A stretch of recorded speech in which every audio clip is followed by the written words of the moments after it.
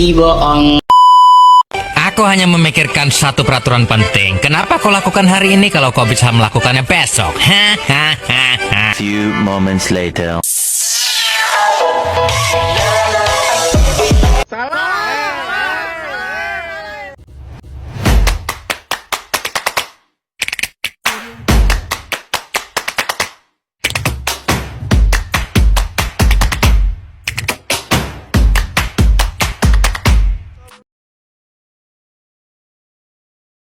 Assalamualaikum warahmatullahi wabarakatuh.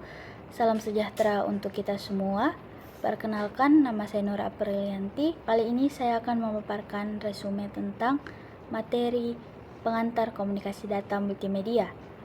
Materi ini memberikan kita pemahaman tentang komunikasi data multimedia yang mencangkup definisi, elemen, dan model komunikasi yang digunakan dalam sistem telekomunikasi, serta bentuk jaringan komunikasi data, fungsi protokol dalam komunikasi data, lalu model arsitektur protokolnya, serta standar komunikasi data yang digunakan.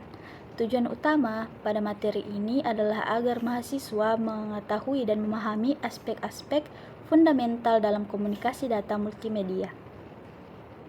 Contohnya seperti menggunakan video streaming sebagai contoh komunikasi multimedia di mana data audio dan visual dikirim secara bersamaan.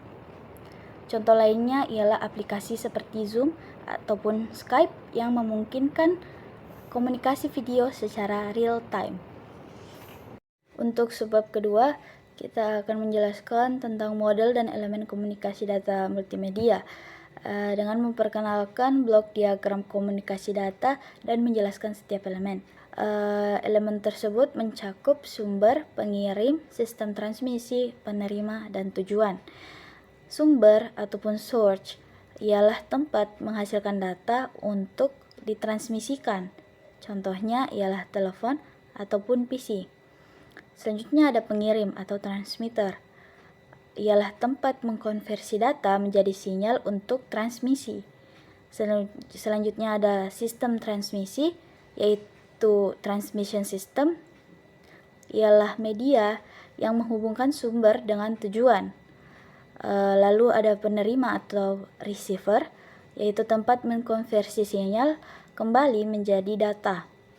Yang terakhir ada tujuan atau destination, ialah tempat di mana data diterima. Adapun contohnya dalam sistem telepon, suara yang dihasilkan ataupun sumber dikirim melalui jaringan telepon atau sistem transmisi kepada penerima. Lanjut, contoh selanjutnya dalam pengiriman email, komputer pengirim ataupun sumber mengirimkan pesan melalui server pengirim ke penerima yang membuka email di komputer lain. Tujuan. Adapun tugas-tugas yang berkaitan dengan komunikasi data.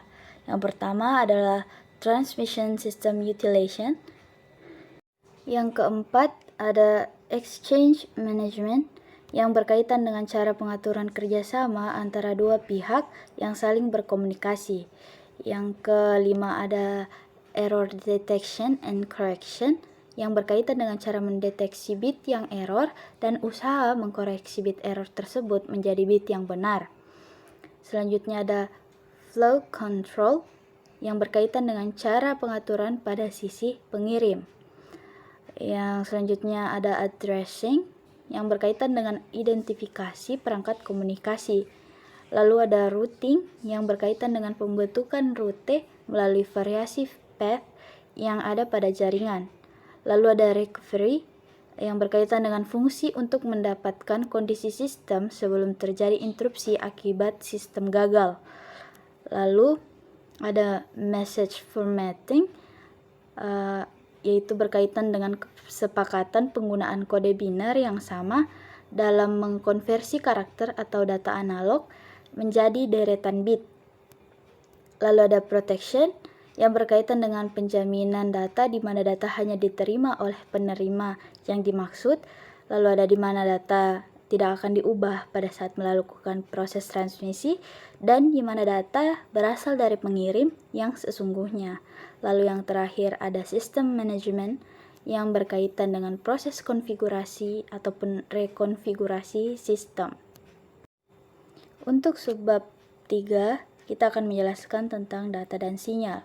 Data sendiri ialah informasi yang akan diolah, dapat berupa teks, suara, gambar, ataupun video. Sinyal ialah representasi data dalam bentuk elektrik yang terbagi menjadi dua, yaitu analog dan digital. Analog sendiri ialah sinyal yang memiliki amplitude variatif dan kontinu, sedangkan digital ialah sinyal yang memiliki amplitude konstan. Pada sebab kali ini juga akan memaparkan tentang proses pengkodean. Lalu contoh penerapannya ialah pada suara manusia yang direkam sebagai sinyal analog dan kemudian diubah menjadi format digital untuk penyimpanan. Kita akan menjelaskan tentang istilah dasar pada sistem komunikasi data. Yang pertama ada information source, yaitu perangkat yang menghasilkan informasi. Yang kedua ada textual message, yaitu deretan karakter yang dikomunikasikan. Yang ketiga adalah binary digit atau bit, yaitu satuan dasar dari informasi dalam sistem digital. Yang terakhir ada bit stream, yaitu deretan bit 0 dan 1 yang dikirimkan. Baik, untuk materi pada subbab selanjutnya akan dilanjutkan oleh teman saya. Selanjutnya kita masuk ke subbab bentuk komunikasi data. Sistem komunikasi data dapat dibedakan menjadi dua bentuk.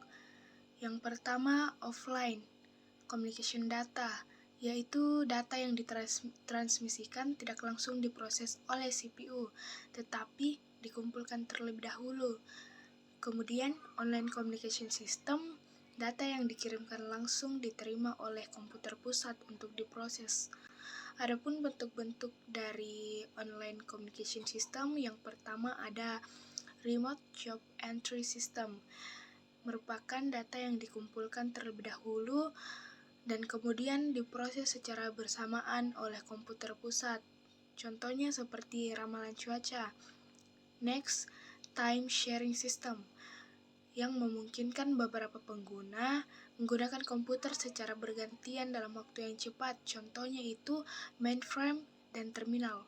Selanjutnya ada real-time system, di mana data dikirim dan diproses oleh komputer secara real-time, sehingga dapat segera diperoleh. Contohnya seperti sistem reservasi tiket. Yang terakhir ada distributed data processing system.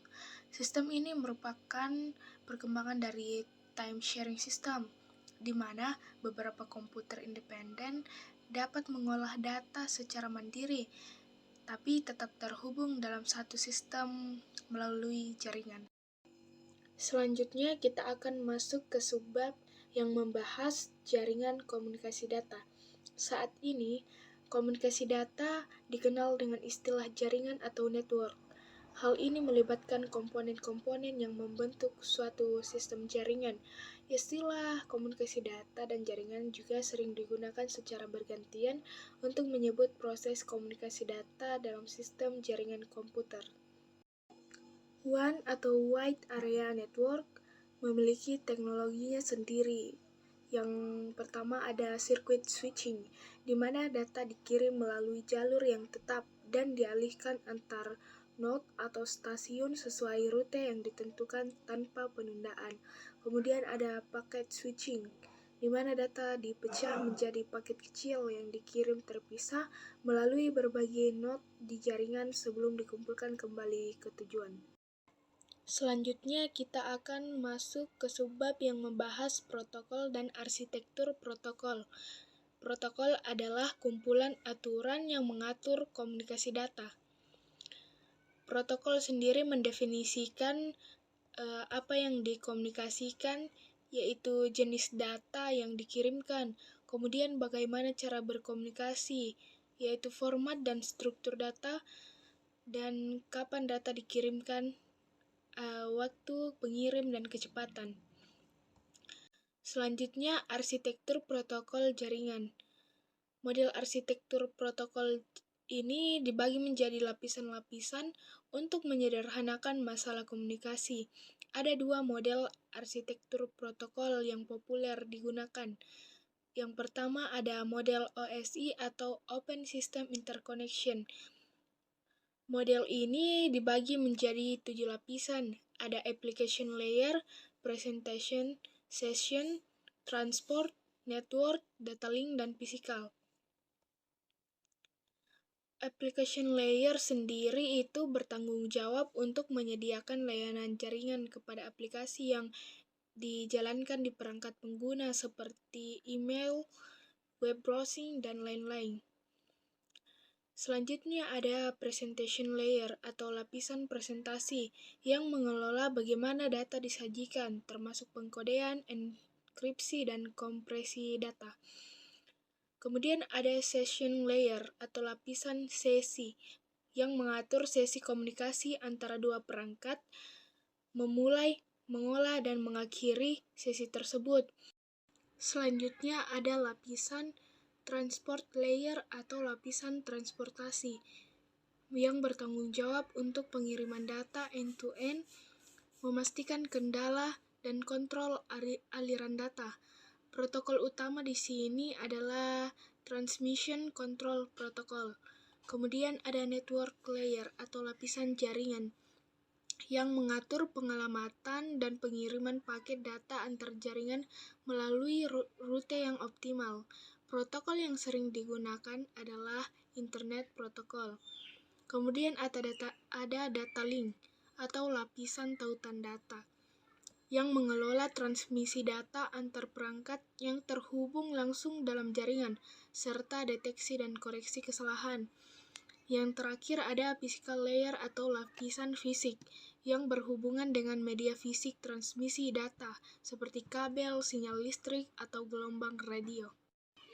Selanjutnya kita masuk ke model yang kedua, arsitektur protokol, yaitu TCP/IP, yang dibagi menjadi 4 lapisan, yaitu application layer, transport layer, network layer, dan link layer.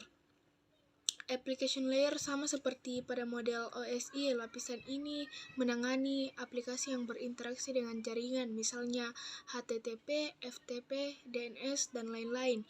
Kemudian ada transport layer yang menyediakan komunikasi host to host serta memastikan data dikirimkan dengan benar menggunakan TCP atau User Datagram Protocol. Kemudian ada network layer yang berfungsi untuk routing dan pengalamatan paket data antara jaringan yang berbeda. Protokol utama yang digunakan di sini adalah Internet Protocol.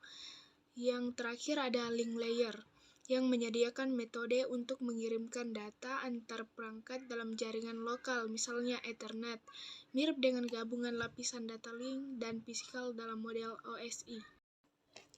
Kita akan memasuki subbab terakhir yang membahas mengenai standarisasi dalam telekomunikasi internasional.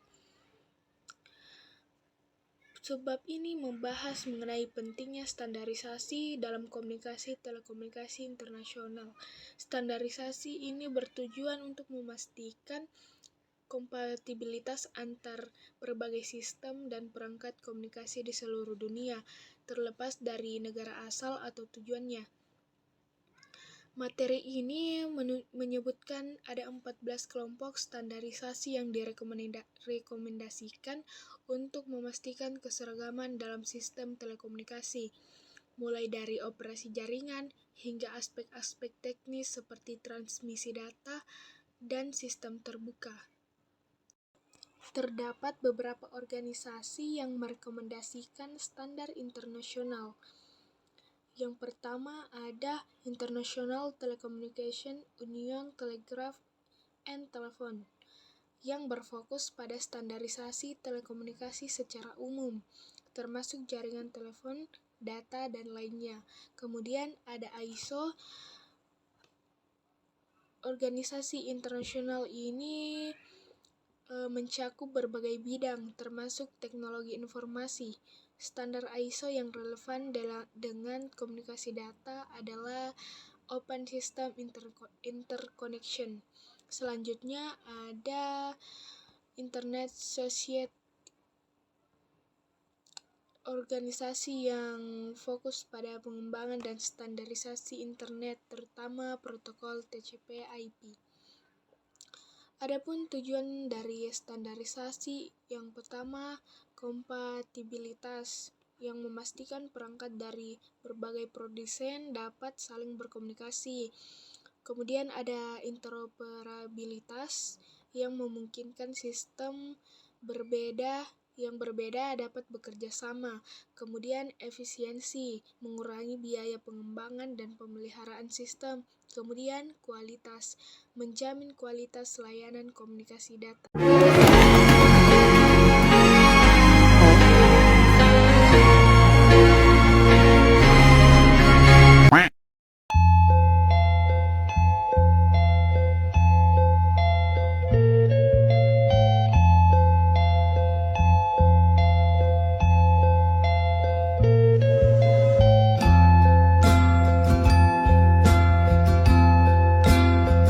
Sudah berulang kali ku bilang kalau videonya udah selesai.